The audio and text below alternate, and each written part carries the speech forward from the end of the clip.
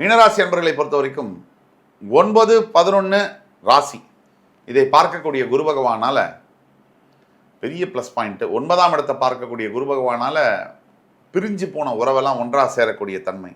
இந்த 11ஆம் இடத்தை பார்க்கக்கூடிய குரு பகவானால் சல்லி பைசா பாக்கெட்டில் இல்லாமல் வச்சுருந்த அந்த 7.5 சனி இப்போ வந்து பணத்தை சேர்த்து பேங்க்கில் ஃபிக்ஸட் டெபாசிட் போடுற அளவுக்கு மாற்றும், வருமானத்தை இன்க்ரீஸ் பண்ணும். ராசியை பார்க்கக்கூடிய குரு பகவான் உச்ச குருவால் தெளிவு பிறக்கிறது. ரொம்ப குழப்பம்லாம் இருந்துச்சு, என்ன முடிவு எடுக்கிறதுனே தெரில. பல பேர் வந்து வீட்டுக்கு போகிறது 10ஆம் நம்பர் வீட்டுனா 11ஆம் நம்பருக்கு போயிடுவாங்க. அந்த மாதிரி அளவுக்கு மைண்ட் அஃபெக்டாக இருக்கும். கார் சாவி எடுக்காமல் வீட்டிலேருந்து வந்து காருக்குள்ளே உட்காந்துருப்பாங்க, ஏன்னா மைண்டு சரியாக இல்லை. அந்த மாதிரி இருக்கக்கூடிய காலகட்டங்கள்லாம் போய் நல்ல ஒரு தெளிவான மைண்டு, தெளிவான முடிவுகளை இருக்கக்கூடிய ஒரு காலகட்டமாக மாறும். மீனராசி என்பவர்களுக்கான பரிகாரம் என்பது கண்டிப்பாக முருகப்பெருமானை வழிபட வேண்டும்.